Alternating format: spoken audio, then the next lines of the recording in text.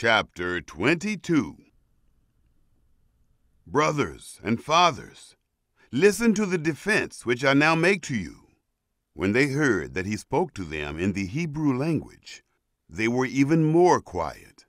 He said, I am indeed a Jew, born in Tarsus of Cilicia, but brought up in this city at the feet of Gamaliel, instructed according to the strict tradition of the law of our fathers, being zealous for God, even as you all are today.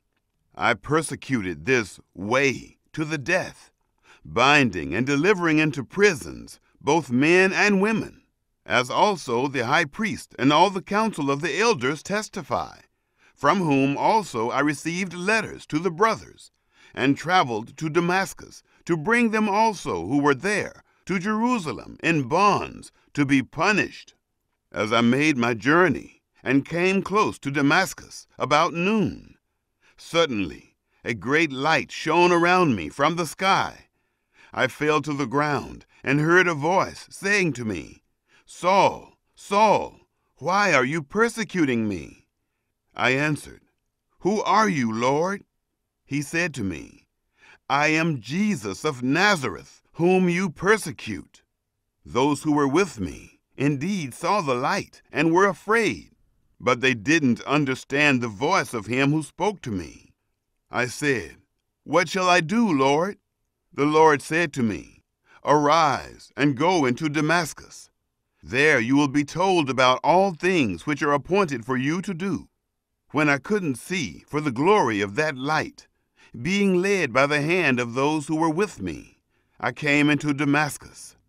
One Ananias, a devout man according to the law, well reported of by all the Jews who lived in Damascus, came to me, and standing by me, said to me, Brother Saul, receive your sight. In that very hour I looked up at him.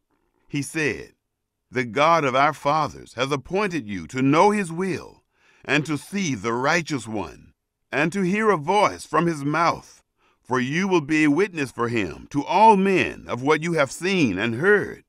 Now, why do you wait? Arise, be baptized, and wash away your sins, calling on the name of the Lord. When I had returned to Jerusalem, and while I prayed in the temple, I fell into a trance and saw him saying to me, Hurry and get out of Jerusalem quickly, because they will not receive testimony concerning me from you. I said, Lord, they themselves know that I am imprisoned and beat in every synagogue, those who believed in you. When the blood of Stephen, your witness, was shed, I also was standing by, consenting to his death, and guarding the cloaks of those who killed him. He said to me, Depart, for I will send you out far from here, to the Gentiles.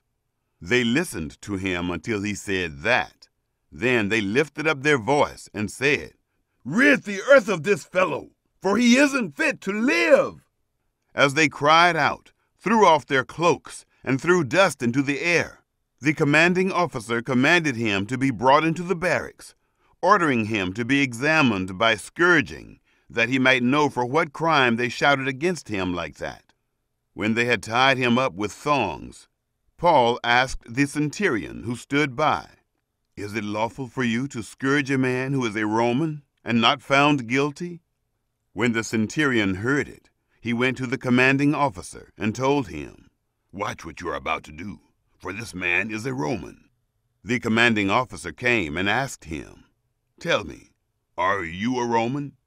He said, Yes. The commanding officer answered, I bought my citizenship for a great price. Paul said, But I was born a Roman.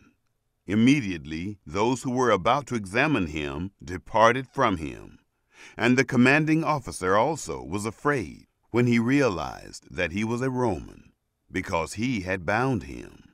But on the next day, desiring to know the truth about why he was accused by the Jews, he freed him from the bonds, and commanded the chief priests and all the council to come together, and brought Paul down and set him before them.